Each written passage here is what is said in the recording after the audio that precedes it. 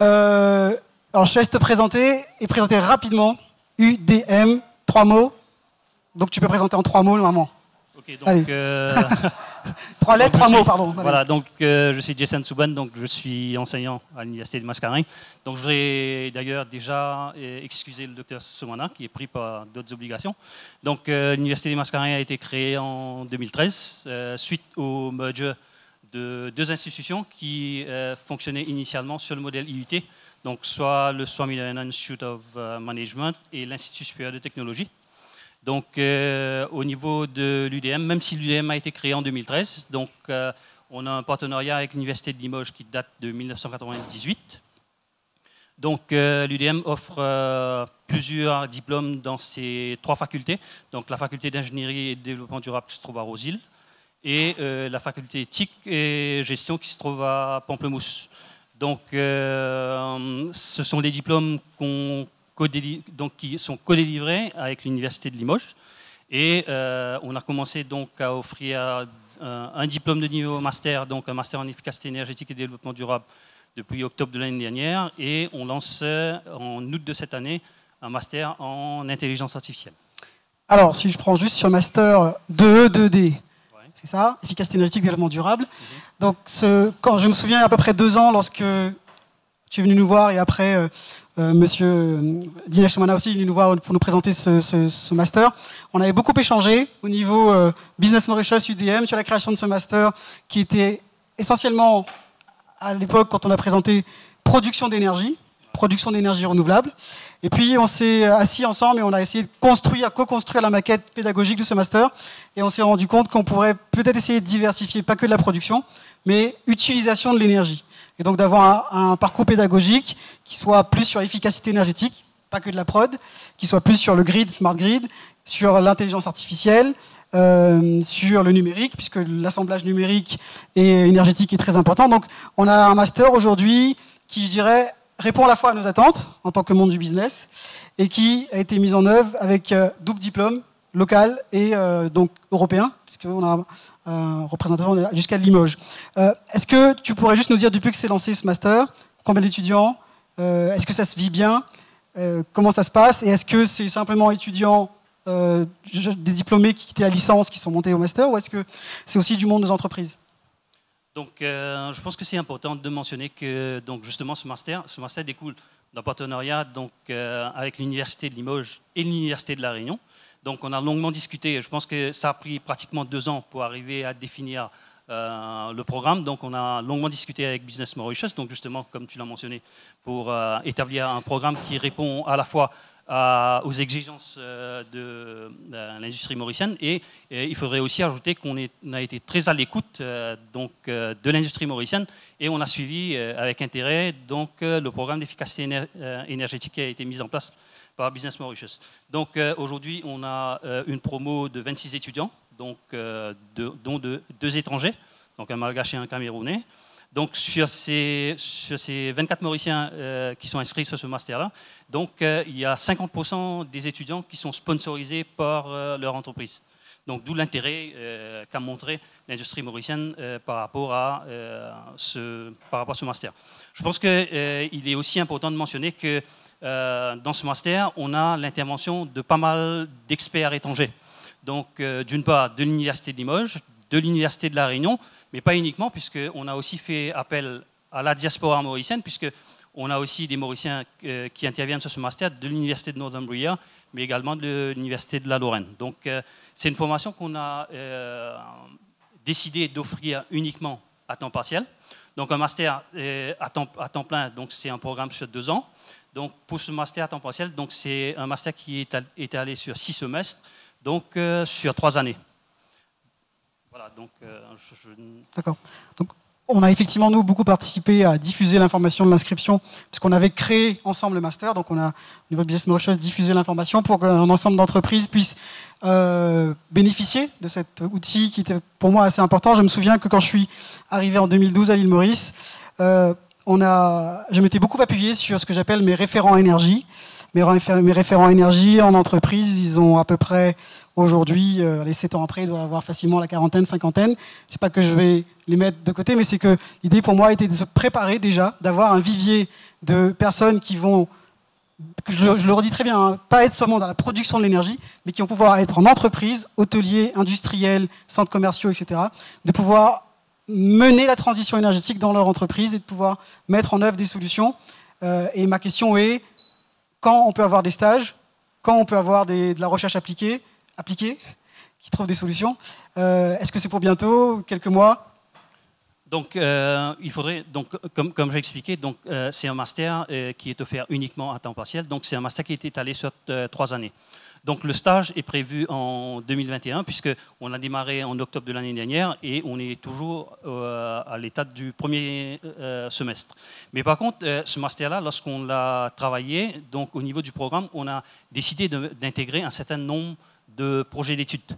Donc, au niveau de ces projets d'études qui sont étalés sur l'ensemble des 6 semestres, donc là, on a la possibilité de travailler avec les industriels et de travailler sur des problématiques, je dirais, locales et des problématiques qui peuvent éventuellement répondre aux exigences donc, des industriels mauriciens. Donc là, on est ouvert donc, pour pouvoir éventuellement définir avec les industriels, donc pour éventuellement offrir des problématiques sur ces projets d'études-là à nos étudiants. Donc on pourrait imaginer des projets d'études qui se cumulent sur 3 ans, on va dire, parce que 2021, c'est... Mais donc, la même entreprise, le même stagiaire, étudiant, projet d'études qui suit et qui fait aussi un mélange de temps passé en entreprise, un mélange de temps passé après à l'université. Et sur 3 ans, on pourrait peut-être avoir un beau projet dans chaque entreprise, chacune des entreprises. Voilà, donc ces projets d'études peuvent éventuellement découler sur le projet de master de ces étudiants-là, donc sur la 3e année. Donc ce qui est aussi intéressant ici, c'est de se dire que ces projets d'études, donc lorsqu'il y aura la collaboration donc université et industrielle, il y aura éventuellement aussi la possibilité de travailler avec nos partenaires étrangers, donc des universités partenaires sur ce programme de master. Très bien. Je sais aussi que je serai mobilisé pour, sur 1 ou 2 modules, d'intervenir et de présenter un peu plus nos actions en tant que secteur privé et énergie. Et je pense aussi qu'on peut avoir un appel de personnes qui pourraient venir vers vous, de professionnels qui pourraient intervenir ou sur je sais pas, une petite heure, avoir une vision vraiment entreprise du secteur de l'énergie et pouvoir enrichir un peu plus ce parcours pédagogique. Mais en tout cas, l'appel est lancé pour ceux qui voudraient pouvoir contribuer dans ce master. Voilà, donc effectivement, on a prévu d'avoir l'intervention d'un certain nombre d'industriels sur ce programme-là, donc c'est déjà prévu. Donc lors des discussions précédentes, donc j'ai beaucoup entendu parler de smart grid, de stockage de l'énergie, d'énergie intermittente, etc. Donc je voudrais juste mentionner que sur ces modules-là, donc étant donné qu'on a de l'expertise étrangère, donc des gens des universités partenaires qui viennent intervenir sur ce master-là, donc sur ces modules spécifiques. Donc pour ces modules-là, on a aussi pensé qu'on a la possibilité d'offrir ces compétences-là ou ces formations-là aussi en formation continue à travers le centre de ressources. Donc ce qui veut dire que vous avez la possibilité d'aller sur notre site internet, de vérifier par exemple, quels sont les modules spécifiques qui vous intéressent. Donc à ce moment-là, lorsque ces modules-là sont offerts, donc on a la possibilité éventuellement aussi de les offrir en short course. D'accord. Donc c'est un peu à la carte et de choisir s'il y a des professionnels qui souhaiteraient aussi bénéficier de l'expertise des universités partenaires, ce qui me permet de pouvoir accueillir très rapidement professeur Didier Hossel, vice-président de l'université de Perpignan. Oui, merci Jason. Et cher Didier, bienvenue. Bonjour à tous. Bienvenue à Maurice. Bienvenue. Alors, est-ce qu'on peut... On peut. Voilà. Et je vais te donner la petite manette. Voilà, de face. J'enchaîne. Là, ça va enchaîner direct? On peut pas parce qu'elle n'est pas là. D'accord. Je vais prendre la main. Je te laisse te présenter très rapidement. Alors, donc, je me présente, Didier Hossel, je suis professeur à l'Université de Perpignan et aussi vice-président relations internationales. Donc, c'est par ce biais-là, en fait, qu'on a commencé à collaborer avec l'UDM, mais il s'avère, comme je vais vous le présenter, qu'à l'Université de Perpignan, on a une spécificité énergie renouvelable très développée. En réalité, c'est au niveau français et au niveau européen le plus gros labo énergie solaire de toute l'Europe. Et donc, il s'avère que effectivement, tout de suite, ça a accroché entre l'Université de Perpignan et l'UDM pour développer des choses au niveau pédagogique. Je vais aussi intervenir dans le master efficacité énergétique avec toi, hein, d'ailleurs, sur l'aspect marché. Et puis sur de la recherche, sur du développement de recherche. Alors ça, c'est quelques données sur moi. Je suis au départ un mathématicien appliqué, mais qui a mal tourné, qui a tourné vers le management de l'énergie en utilisant des méthodes qui viennent de la théorie des jeux en réalité. Donc plus axé sur l'aspect économique de l'énergie. Voilà.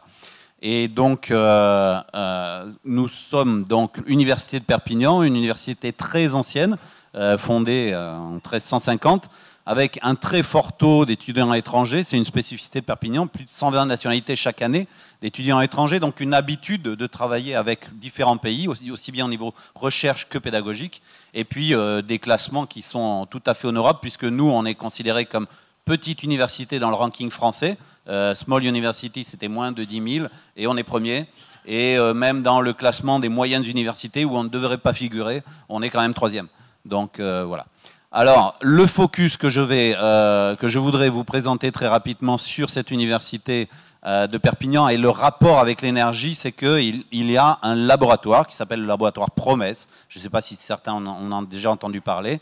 C'est un laboratoire, une unité propre du CNRS, qui est dédié au solaire, mais aussi à l'énergie en général, à l'énergie renouvelable, et qui possède en particulier cet élément-là que vous voyez là sur la photo, qui est le plus grand four solaire expérimental du monde, qui produit des températures de plus de 3000 degrés, rien qu'avec le soleil, pendant des heures et des heures, sans apport d'énergie. Alors, ce n'est pas pour faire de la production d'énergie, c'est pour tester des procédés. Par exemple, les briques de protection thermique des navettes spatiales américaines ont été testées là, parce qu'on peut faire des fluctuations de température à très haute température. On teste aussi des matériaux extraterrestres, des choses comme ça. Et donc, bien sûr, tout un tas de formations. Vous avez là bachelor professionnel, master et tout ça, et une école d'ingénieurs, la seule école d'ingénieurs toute énergie renouvelable de France, et même d'une grande partie de l'Europe, qui fait partie du réseau INSA. Donc, on a tout un faisceau pédagogique et recherche qui est en appui là-dessus. Et donc, des infrastructures que l'on a, bien sûr, c'est le grand four solaire, je vous l'ai dit, mais aussi une centrale solaire, c'est la photo que vous avez à droite en bas, qui s'appelle Thémis, une centrale solaire à Tours, qui, elle, est là vraiment pour tester des nouveaux procédés de production d'énergie par solaire concentré. Et donc, tout ça situé dans le petit périmètre autour de Perpignan, qui se trouve juste à la frontière entre la France et l'Espagne, pour ceux qui ne connaîtraient pas. Alors ce labo fait tout un tas de choses, hein, du cylindro parabolique, du solaire concentré bien sûr, de la réfrigération solaire, de la décontamination solaire, de la désalinisation solaire. Enfin, on fait tout avec le solaire finalement. Et j'ai coloré le management de l'énergie et l'efficacité énergétique parce que c'est ce que je développe moi et dont, enfin, Michael, tu m'avais demandé de parler là-dessus. Donc, je vais démarrer un petit peu là-dessus et vous parler de marché d'énergie en Europe. On va rester cadencé. D'accord. Donc, marché de l'énergie, je vous donne quelques exemples du marché initialement français, mais qui maintenant est un marché, comme vous le voyez, qui regroupe 8 pays, France, Allemagne, Autriche, Suisse, Royaume-Uni, la Belgique, le Luxembourg et les Pays-Bas, avec un total de volume absolument phénoménal. Hein.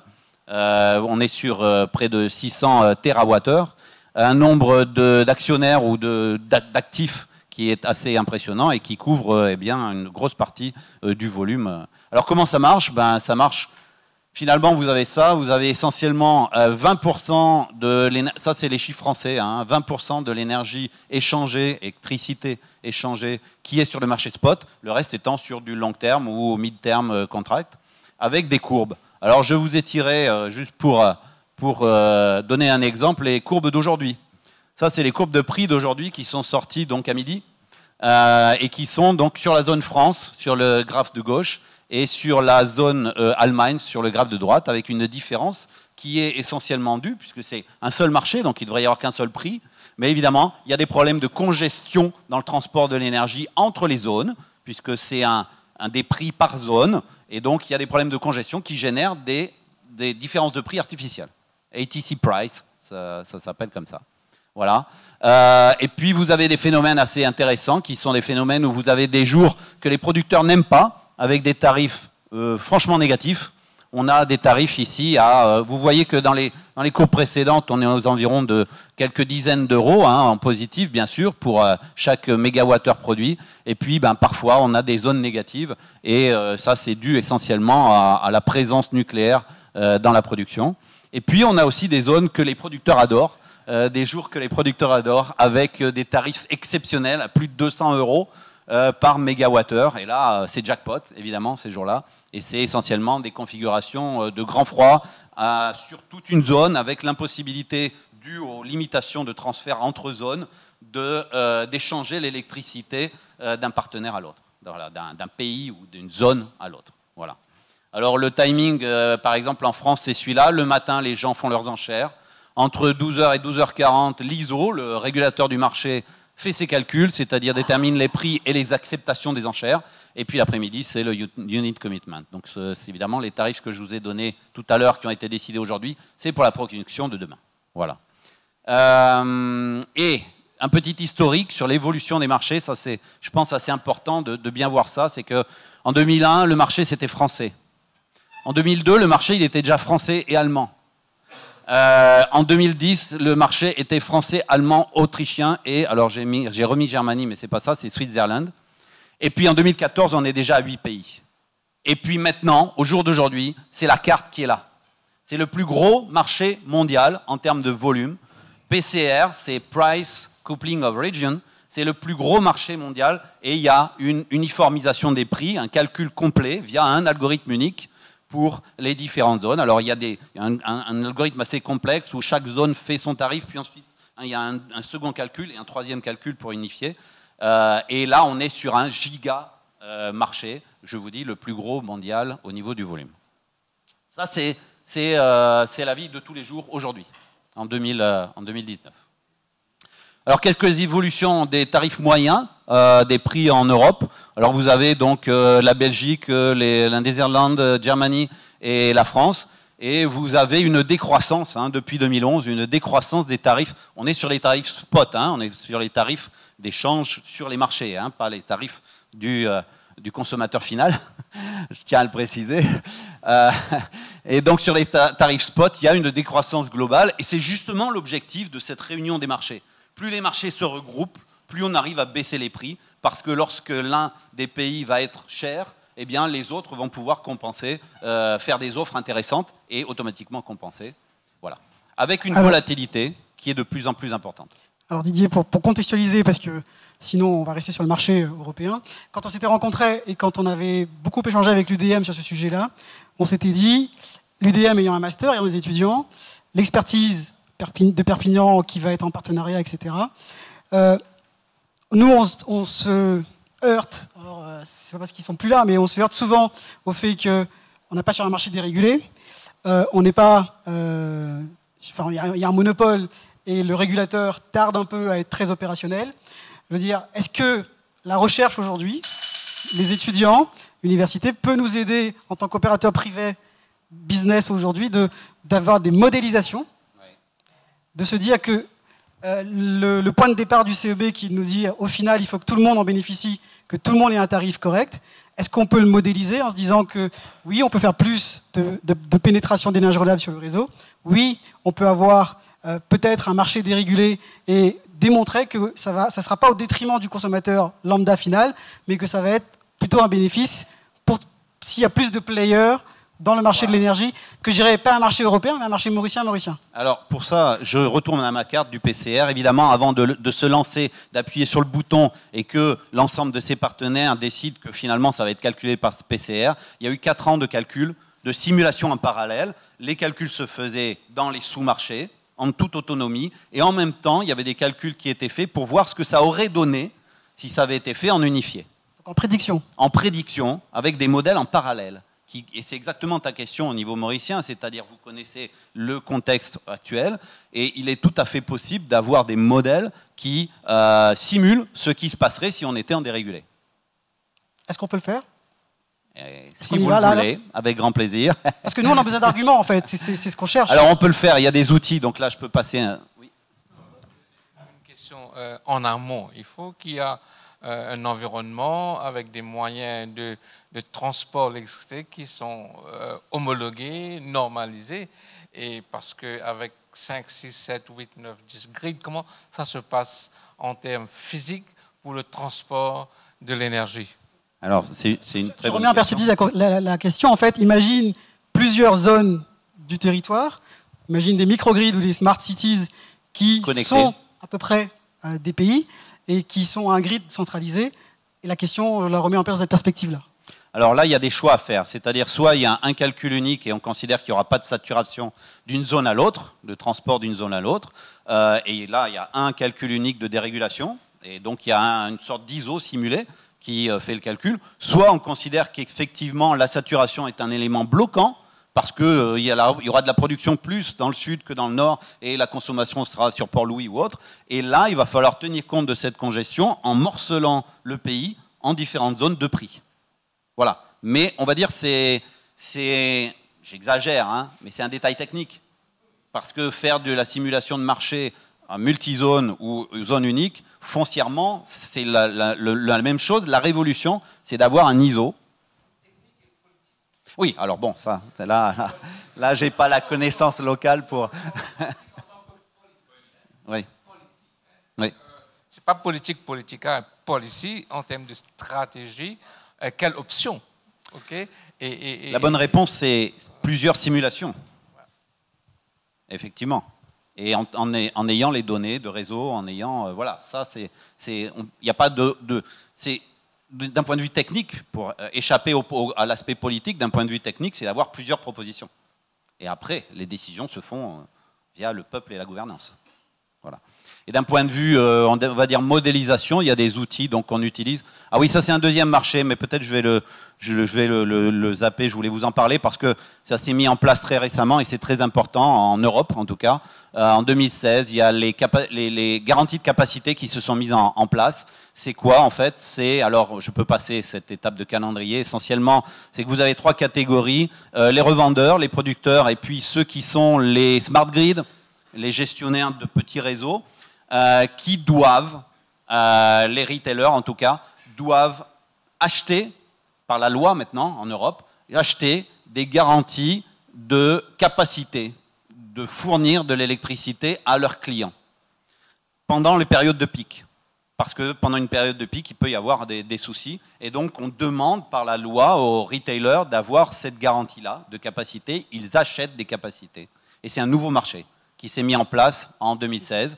Je vous ai mis quelques tarifs, là, par exemple, ici, que j'ai pris aujourd'hui sur le marché spot. C'est IPEX Spot qui fait ça aussi au niveau de l'Europe. C'est un second marché qui vient en complément du marché spot qui, lui, est sur l'offre et la demande. Et ce marché-là, il est là surtout pour...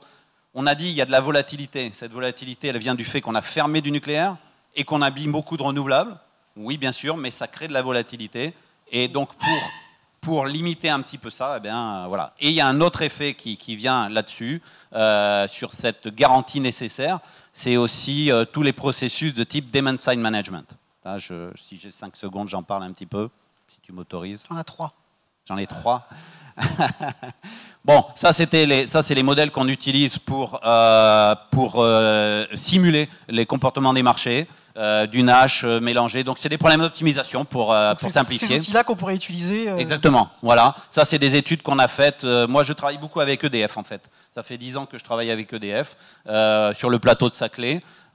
Et à l'époque, quand j'ai commencé à bosser avec eux, ce genre de modèle, j'étais la seule personne à bosser avec eux là-dessus, sur ce qu'on appelle le biniveau. Maintenant, il y a toute une équipe parce qu'ils ont senti qu'il y avait un vrai intérêt. Et donc, on fait des simulations de ce qui se passe au niveau des enchères. Voilà.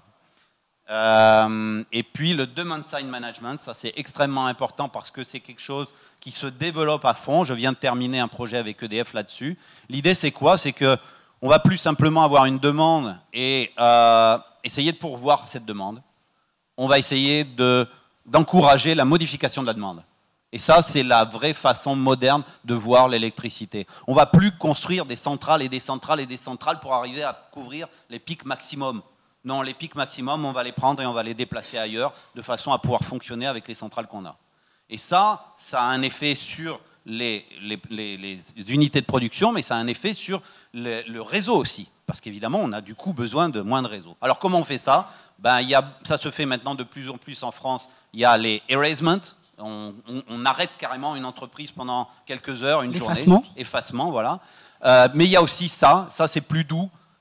On encourage, là on avait modélisé un modèle à trois niveaux avec le métier d'agrégateur. Le A c'est agrégateur, le L c'est local agent, c'est-à-dire un gestionnaire de smart grid. Et le EU c'est end user, c'est ceux qui, donc les consommateurs, on va dire. Et on encourage les consommateurs à déplacer leurs demandes en les payant pour ça. Et donc, on fait une analyse de sensibilité à combien il faut payer les gens pour que cette demande se déplace et que du coup, le réseau devienne plus stable, plus gérable. Et ça, c'est vraiment, je vais dire, vraiment fondamental. EDF est en train de bosser beaucoup là-dessus, mais aussi tous les autres producteurs d'énergie en Europe, parce que c'est le futur.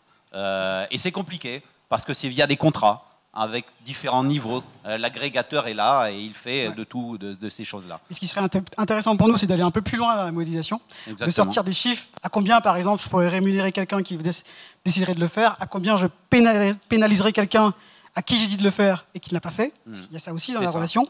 Parce qu'on avait déjà essayé d'en parler avec le CEB, mais n'ayant aucun argumentaire chiffré précis, on a du mal à parler de convention d'effacement du réseau pour les industriels, pour les hôteliers, etc. Voilà, mais nous, on a fait des premières études. Et là, par exemple, vous avez des chiffres de déplacement. Au début, dans le graphique de droite en bas, vous avez la première colonne, cet élément-là, en fait, c'est un placement médian sur 1h1 et sur 1h2. Et puis, au fur et à mesure, en fait, de l'encouragement à se déplacer, vous voyez l'encouragement à se déplacer qui est en bas en indice, eh bien, vous avez un déplacement de la demande sur une heure ou sur une autre, qui se fait automatiquement et le client va lui, sur une partie, il a une partie en général qui est indéplaçable et puis il a une partie qui est déplaçable. Oui, c'est une question un peu amateur, donc ce serait comme si des tarifs différents à des horaires différents de la journée notamment pour faire quelqu'un utiliser sa machine à laver ou utiliser sa... C'est un peu ça, c'est un peu les tarifs heure creuse, heure pleine, on va dire, mais qui sont, comment dire, moins rigides. Là, il faut de la flexibilité. En particulier, quand on a des clients qui sont des industriels ou des petites entreprises, on ne peut pas fonctionner comme un particulier qui va déplacer et mettre sa machine à laver la nuit, simplement parce que ça lui coûte moins cher. Donc, s'il y a une certaine flexibilité à introduire, et c'est un rapport de contrat. Mais le principe, fondamentalement, c'est le même. C'est heure creuse, heure pleine, on va dire. Voilà, time of use. Exactement, c'est demand side management, c'est du time of use. Ce qu'il faudrait... Une des formalisations du... Pardon, ce qu'il faudrait pour aller plus loin, c'est probablement un étudiant ou un groupe d'étudiants qui travaillent dessus, qui nous répertorie la capacité qu'on a dans nos hôtels, dans nos industries, en groupe électrogène. Dis-moi la capacité qu'on a, parce qu'on a une capacité en fait que le CEB va tarder à investir s'ils vont y aller eux, et de se dire à partir de là, si on veut faire du demand side management, il y a l'efficacité énergétique, c'est bien. On réduit, mais le demand side management permettrait d'être dans une relation contractuelle avec l'opérateur CEB. Mais là, j'ai vraiment besoin qu'on creuse le sujet. Enfin, moi, je voulais vraiment qu'on en parle là, sans être trop technique. Il a respecté le jeu, plus ou moins. Et il vient d'arriver ce matin en avion et je l'oblige à faire ça. Mais c'était vraiment pour essayer de vous donner un peu d'appétit. Et je suis désolé, je vais restreindre là. Si après, vous avez des questions, on pourrait toujours en discuter tout à l'heure quand on ressort. Mais c'est ce qu'on cherche vraiment là, c'est travailler davantage avec l'UDM, Perpignan, Limoges, La Réunion, et de se dire, est-ce qu'on peut aller avec quelques groupes d'étudiants sur des modélisations? Et nous, on est prêts à y aller. Voilà. Demain, on y va. Monsieur est aussi présent pour les assises de la recherche, 3 jours à l'UDM. Si vous voulez y assister, vous contactez l'UDM directement. 3 jours d'assises de la recherche, demain jusqu'à vendredi.